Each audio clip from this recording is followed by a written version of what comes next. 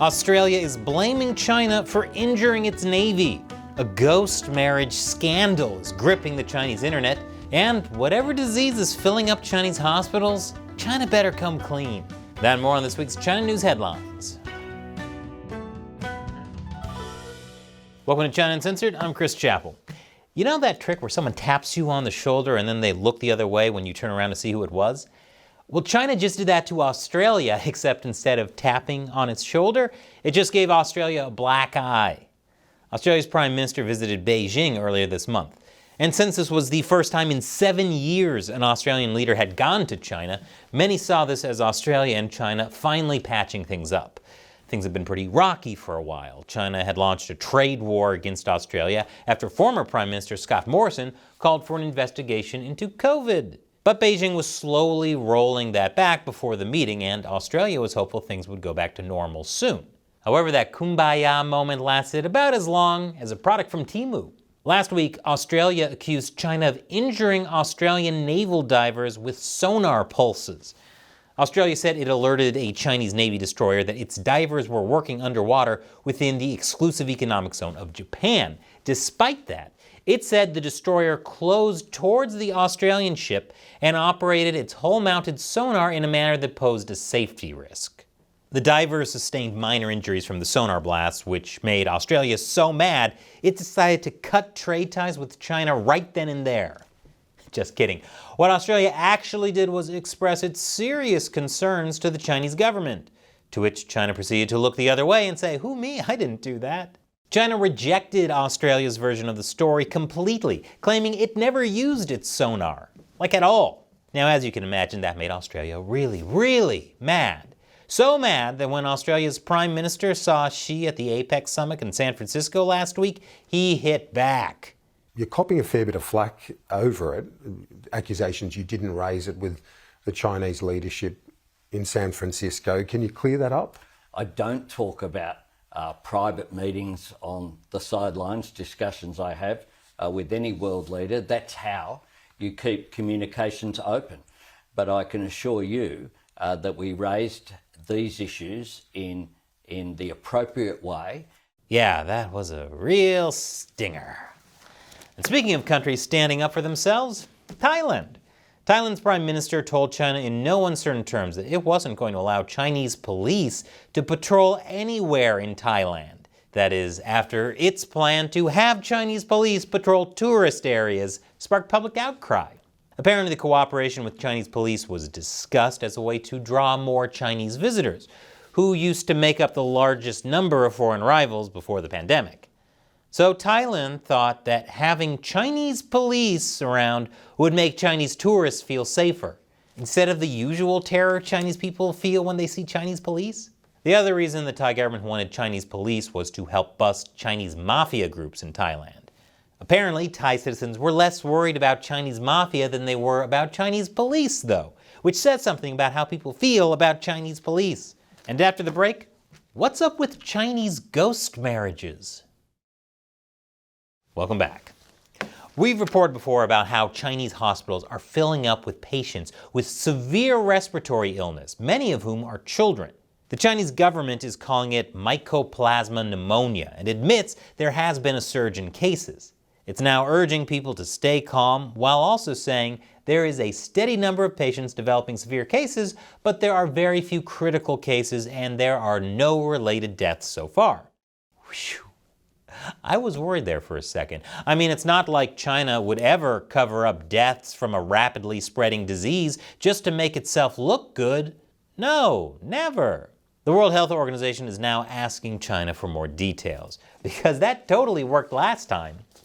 Whatever this disease is, it has forced a top Chinese figure skater to drop out of a national competition. 29-year-old Liu Xinyu said on social media that he developed heart pain and was unable to breathe normally. Which, gosh, sure sounds a lot like COVID. But China would never lie about a disease that's quickly spreading in the country, right? Don't worry, never fear, because the Chinese government is here, with a handy scapegoat ready in case it does start killing millions of people like COVID did. China's Ministry of State Security is warning people about foreign bioattacks. It says there are people in the world developing genetic weapons that specifically target Chinese people. It wrote on Chinese social media that some overseas institutions, organizations, and personnel are targeting our country's human genetic resources, and that if used by individuals or organizations with ulterior motives, genetic weapons can even be developed to kill predetermined racial targets, thereby selectively attacking targets with specific racial genes. Now pay attention here.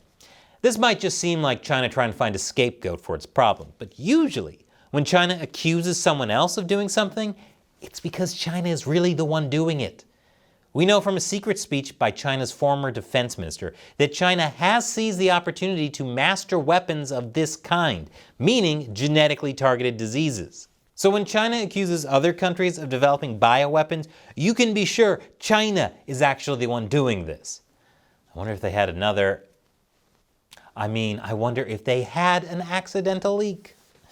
And a county in eastern China's Shandong province has rectified ghost marriage customs after a 16-year-old girl was sold for posthumous marriage after committing suicide. Wait, what?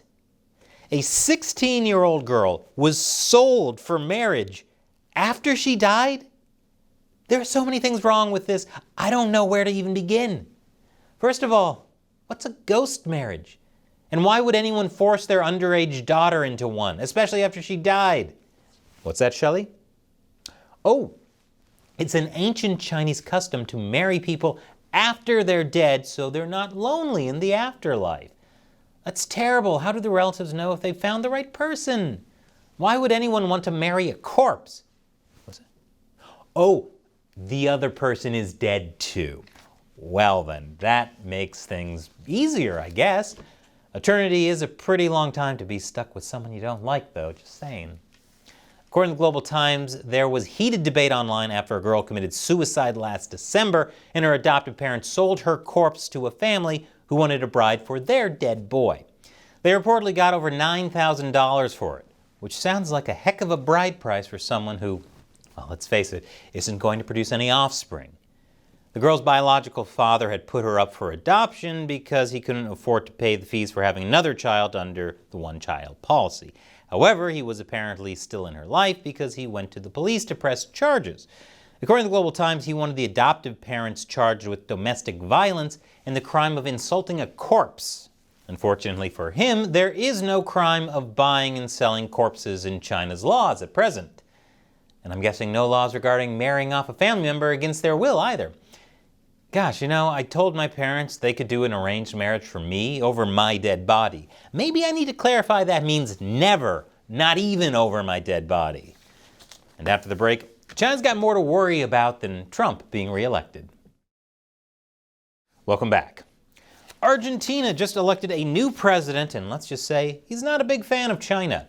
Javier Milei has called China's leadership assassins and says he wants to move away from trading with China because of its abysmal human rights record. He has also openly criticized China, saying publicly he won't deal with communists and that he favors stronger U.S. ties. Of course, China said it would be a serious mistake if Argentina were to cut ties with China, especially because China is Argentina's second largest trading partner. In addition, this now puts the future of Argentina joining the China-led BRICS group into question. BRICS was created as an alternative to U.S.-led institutions like the IMF and World Bank. And Milei wants to move closer to the U.S., not its opposition. Argentina was invited to join BRICS during its last meeting in August, but that doesn't seem likely now, given Milei saying on the campaign trail he would reject the invitation. One of his foreign affairs advisors said, "We do not understand what Argentina gets out of it at this moment. If later it turns out that there is an advantage, of course, we'll analyze it." Despite everything Milei has said, though, China says it stands ready to work with Argentina. She's sent Milei a letter congratulating him on his win, to which Milei thanked him and sent back well wishes to the Chinese people. Some saw this as him softening his tone on China. But what was noticeably absent was any well wishes to Xi himself. And speaking of China's egregious human rights record, we finally know what happened to the CEO of the streaming platform Douyu. Douyu said in a regulatory filing this week that Chen Xiaojie had been arrested by police in the southwestern city of Chengdu on or around November 16th. However, the company still didn't know what he was arrested for. Chengdu police said a man matching his description was arrested on suspicion of opening a casino. If true, this would make sense. Chen disappeared about 5 months after the Cyberspace Administration of China investigated Douyu for gambling, pornography, and other vulgar content on its platform. But given that disappearing people is frowned upon, it's still human rights abuse. China's human rights record doesn't trouble everyone, though. Fiji says it may partner with China to upgrade its ports and shipyard. Fiji's prime minister said he would prefer to work with traditional allies like Australia, but that China's Belt and Road Initiative aligned with Fiji's development agenda. I'm guessing what made it fit in was all the grants and assistance packages China used to sweeten the deal. Gee, funny how a little money can make all of China's shady business deals just poof, fade away. Shady deals like China taking over the Hambantota port in Sri Lanka when Sri Lanka couldn't pay off its debt. But don't worry, China reassures Fiji that it respects Fiji's sovereignty. And I think we all know how trustworthy that promise is. It's hard to cover China and other topics YouTube considers sensitive.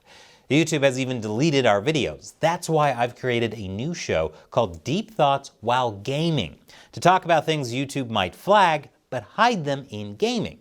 The latest episode is about Baldur's Gate 3, but it's really about identity politics and gender identity. Check it out and let me know what you think. If you want to support China Uncensored on Patreon, please click that orange button right there.